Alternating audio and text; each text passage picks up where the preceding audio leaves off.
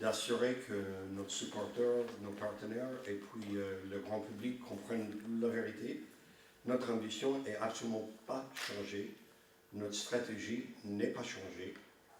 Alors, je sais très bien qu'on cherche souvent les journaux, il faut écouter les gens, donc il y a un peu de polémique qui est un peu naturelle. Donc on vit avec ça et honnêtement, ça ne me fait ni chaud ni froid parce que déjà je lis très peu.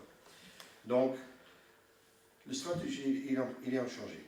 Il a changé. Question que je poserai à la presse, aux médias en général, depuis 6 ans, j'avais refusé exactement combien de transferts pour l'argent. Exactement combien. Vous qui avez une connaissance intime de tout ce qui se passe, on reçoit même les coups de fil des médias en demandant pourquoi un tel il a pris l'avion pour visiter ses potes. Parfois, on n'est même pas au courant. Vous êtes très très au courant de tout. Je vous demande de me citer un cas en 6 ans. Un cas. Un. Je ne vais pas laisser beaucoup de temps passer parce que vous n'avez pas trouvé, parce qu'il n'y en avait pas. L'année dernière, on était prêt de payer à terme Ben Arfa largement 4 ou 5 fois plus que le salaire maximum qui existe en Ligue 2 pour qu'il vienne ici. Parce qu'on y croyait, on croyait au projet. Qui m'amène à un autre point, qui j'entends avec régularité, qui est le président Volpe martèle que l'argent, ce n'est pas un problème. Mais apparemment, ce n'est pas le cas. Je crois que je récite mot à mot ce que j'ai entendu sur la radio, au hasard, en revenant de... J'étais sur l'autoroute avant-hier. Alors, ça c'est hors de contexte. C'est hors de contexte.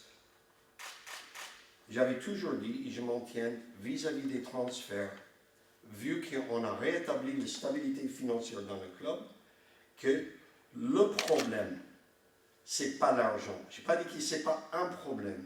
J'ai dit le problème, dans le contexte de Ben Arfa, par exemple, ou des autres, il ne va pas jouer en Ligue 2. Le prof, maintenant, il a signé à Bordeaux. Il est parti en Espagne, il est signé à Bordeaux. Donc, il y a des choses qu'on ne peut pas contrôler, des choses qu'on peut contrôler. Quand on voit les qualités, on paie le prix. Je prends un autre exemple, Tino Kadewere. On l'a acheté il y a 2 ans et demi. Tino est à presque 2,5 millions. Le président était stupide de le faire. Il devrait se faire examiner, ce mec-là. Le type, il est blessé, tu bats tout le record de transfert à 2,5 millions. 1 an et demi plus tard, le président, encore il est fou parce qu'il va le vendre. C'est le même jour, il raconte A et B. Et entre deux, le vente, c'était pour le garder jusqu'à fin de saison. Le Covid, il arrive, et le commentaire, qu'est-ce que nous étions intelligents d'avoir vendu le jour. Donc, là, on met le prix qu'il faut, on paye pour la qualité, il y a 0 changement, je vous assure tous et tout, je m'adresse au public, surtout nos supporters et nos partenaires, qu'on est prêt de mettre le prix quand on considère que ça, c'est mérité. On n'est pas là pour dépenser l'argent pour n'importe quoi. Nous, on l'avait déjà fait un peu, si je suis honnête. Si je regarde il y a 3-4 ans, on avait fait des transferts, et je vous ai déjà cité le cas. Il y a 3 ans, on a payé 25% de notre masse salariale sportive pour les joueurs, aux joueurs qui n'ont pas touché le ballon une fois dans le championnat. Ce n'est pas le bon recrutement. On a un système, on prend un peu de recul, comme il a dit Paul, on ne juge pas tout de suite. On a 6 mois, 1 an. On regarde en arrière, on dit, c'est une bonne poche, moyenne ou pas du tout. Et donc c'est très simple, c'est vert à 100%, jaune à 50% et rouge à 0%. Et notre score pendant 4 saisons, c'était à peu près 58. Ça veut dire qu'on se trompait à peu près 1 fois sur 2. Oui, on a fait des bons recrutements, mais on a fait des mauvais aussi. Maintenant, je peux juger que les 3 qui Paul a recrutés l'année dernière, et moi je suis vert, hiver. On est très très content que Wayo et Koulibaly qui prolonge. D'abord, c'est un garçon de chez nous, de club. Il est vrai que j'ai cité dans mon discours de juillet qu'il fallait qu'on reprenne un petit peu notre politique pour s'assurer que les jeunes ils restent chez nous.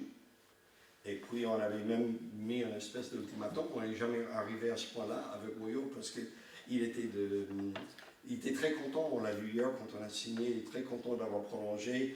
Il est très très bien entouré, qui est une question très importante pour les jeunes joueurs, par son père, par son agent. Donc c'est très positif. On est ravis qu'il serait là en principe jusqu'à la fin de 2024. Et puis, Paul il va présenter Khalid Boutaïb. C'est un joueur que, personnellement, j'ai apprécié, j'ai vu contre nous. Il a joué, bon, avant que j'arrive, il était au Gazalec et ensuite il a joué à Strasbourg. On a subi les conséquences de son talent dans notre côté. Donc, moi j'ai beaucoup d'espoir dans les deux cas. Et puis il y a des autres qui ont regardé maintenant, puis on va peut-être prolonger aussi avec un peu de temps.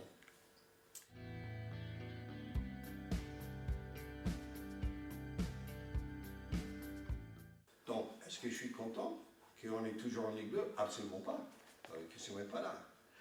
Par contre, le fonctionnement d'un club, ça c'est l'objectif numéro 1, 2 et 3 et ça ne changera pas. Et puis, on n'a pas encore éteint pour l'instant. Mais j'ai jamais dit, cette saison, on fait tout ce qu'il faut, tous les ans, pour avoir la meilleure équipe possible pour monter. Avec le mélange des joueurs qui sont capables de vraiment réussir en Ligue 2, même s'ils ne sont pas les meilleurs joueurs pour Ligue 1. Et puis, je vous souligne que depuis, le dette existe toujours, mais il est bien réduit. L'infrastructure est développée largement avec les outils qu'il nous faut, c'est en place. L'effectif est costaud. Et dans les dernières 4 années, je ne compte pas l'année dernière parce qu'on n'a pas fini, mais les dernières 4 années avant ça, on était 2 fois un but de la montée, au moins d'affronter les barrages. Qui veut dire que depuis 6 ans, 5 ans, on attaque la 6e année, on a quand même fait le nécessaire pour jamais frotter le parti plus basse du tableau. On est toujours là, 2 fois sur 4, on y était. L'année dernière, on aimerait bien imaginer qu'on était dans le Montada et qu'on allait arriver aux playoffs. Non conclusif, parce que ce n'est pas fini. Notre centre de formation, il reprend sa cote. Section féminine, D1. Comme j'ai dit, réduction de dette, augmentation de qualité d'effectifs, un peu plus d'heures dans la maison, dans les processus et tout le reste. Donc, on fait le progrès. Mais le temps qu'il est en Ligue 1, installé durablement, on n'aura pas atteint notre objectif. Mais je n'ai jamais dit cette saison, la saison d'après ou dans 3 saisons. Je n'ai jamais dit. Vous n'avez pas trouvé ça? Parce qu'il était jamais dit.